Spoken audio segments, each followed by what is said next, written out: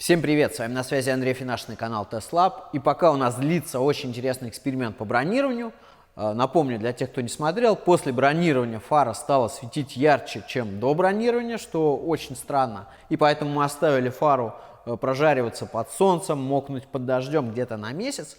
Я хотел бы, вот пока это время идет, рассказать вам про новые типы ламп светодиодные для ходовых огней. На мой скромный взгляд, вот этот новый тип светодиодных ламп скоро вытеснит все лампы, которые существуют на данный момент. Ну, как минимум, они будут считаться уже устаревшими. Поэтому, собственно, я и хотел сделать это видео, чтобы рассказать вам про эти новые лампы. Итак, давайте сначала дам немного теории. Это крайне важно для того, чтобы вы понимали вообще, в чем инновационность вот этих ламп и почему они действительно в скором времени заменят все конструкции, которые есть на данный момент. Старожилы канала, возможно, помнят, что пару лет назад я делал вот это видео, в котором рассказывал, какие светодиодные лампы ближнего света вам ни в коем случае нельзя приобретать. И в этом довольно занудном видео, там количество дизлайков было достаточно большое, количество негативных комментариев тоже было довольно большое. Я, в общем-то, рассказывал основную причину, по которой нельзя приобретать большую часть светодиодных ламп, которые были на тот момент. Основная причина, по которой я не рекомендовал приобретать светодиодные лампы на тот момент, это то, что светодиодные чипы, которые применялись в этих лампах, они были гораздо больше, чем площадь спирали у обычной галогеновой лампы.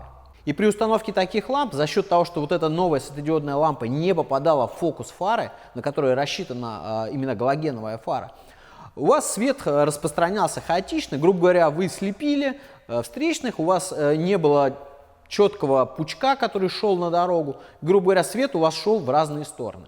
Вот этот момент до многих так и не дошел, судя по комментариям к тому видео. То есть они не понимают, что такое фокус. Ну, в общем-то, их проблемы, могут приобретать все, что хотят. Для понимающих, для знающих людей я дал информацию. Но с тех пор прошло совсем немного времени, и лампы эволюционировали. Светодиодные лампы получили чипы с малой площадью. Площадь этих чипов примерно равна площади спирали. И фары и лампы стали попадать в фокус обычных галогеновых фар. И, собственно, вот благодаря вот этой эволюции и стало возможно применять светодиодные лампы в фарах ближнего света и никого не слепить. Ребят, и вот это вот качественное изменение, эволюция вот этих светодиодных ламп, она коснулась только ламп ближнего света, потому что там попадание в фокус было максимально насущной проблемой, и действительно этого требовали обстоятельства. Для ламп заднего хода, там, для поворотников, для стоп-сигналов, сами понимаете, фокусное расстояние, оно не так важно, поэтому, в общем-то, для всех этих ламп светодиодных, там стояли старые конструкции, в которых светодиоды не попадали в фокус. Светодиодов было много, но ни один из них, в общем-то, не стоял в фокусе. Вот я показываю для примера образец таких ламп. И, в общем-то, это не особо и требовалось. Но все течет, все изменяется. Ситуация резко изменилась в тот момент, когда вот эти вот лампы, ну, в данном случае P21, то есть это лампа, которая применяется для стоп-сигналов для заднего хода, производители стали штатно ставить в секции ходовых огней в своих фарах. Ребят, и вот в этот момент и возникла, в общем-то, необходимость в новых светодиодных лампах. Итак, в общем-то, в чем заключается суть вот, при использовании вот этих ламп?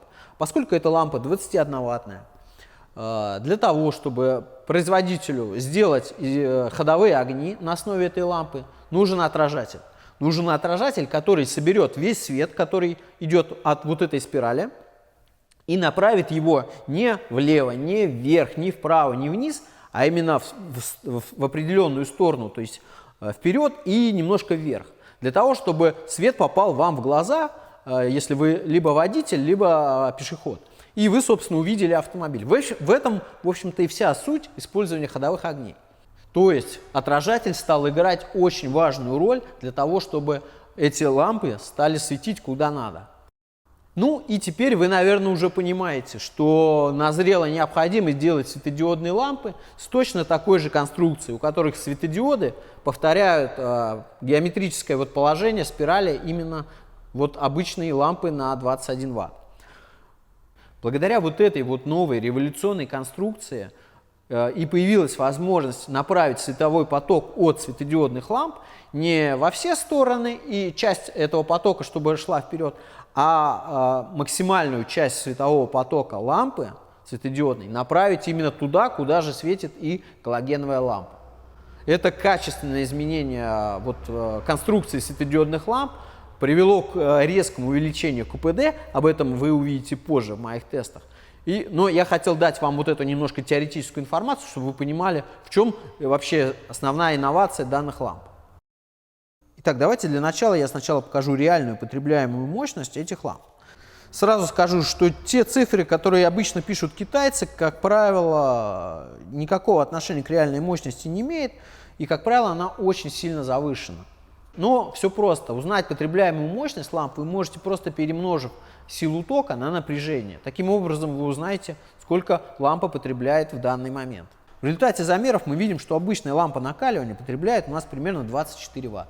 Второй образец с несфокусированными чипами потребляет у нас порядка 8 Вт.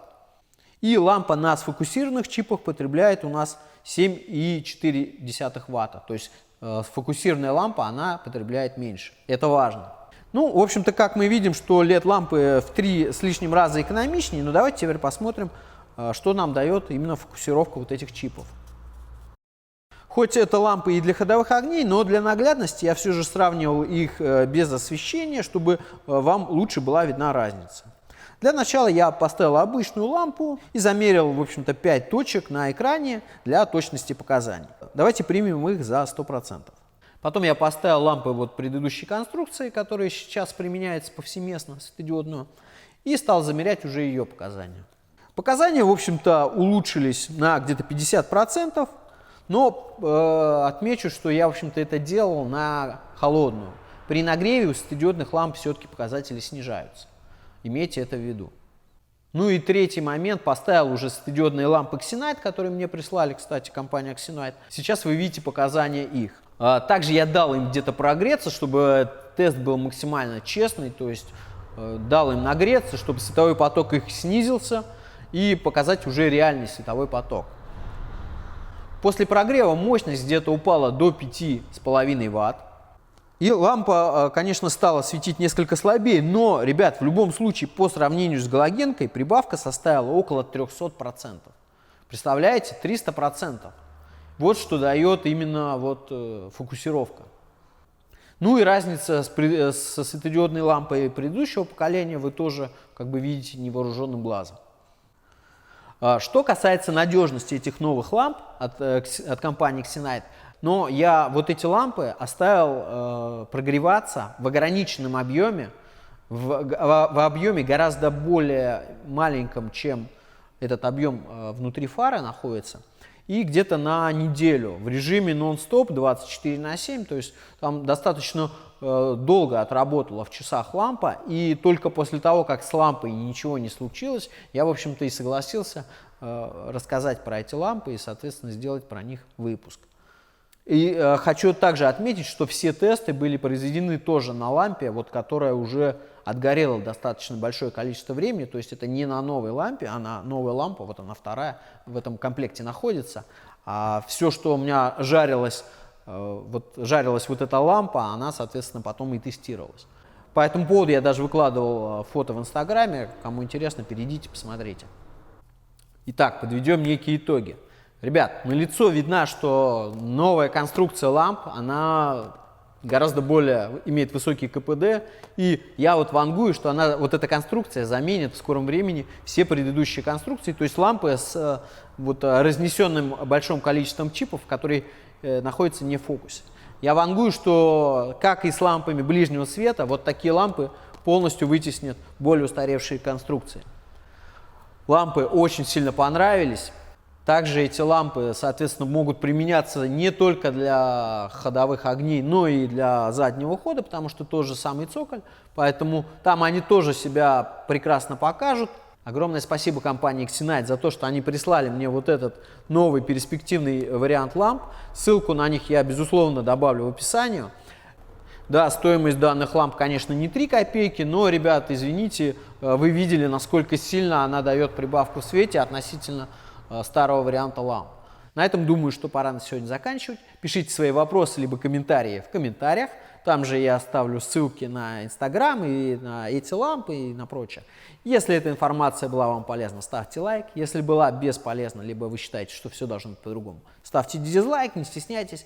Ну а с вами был, как всегда, Андрей Финашин, и до новых видео.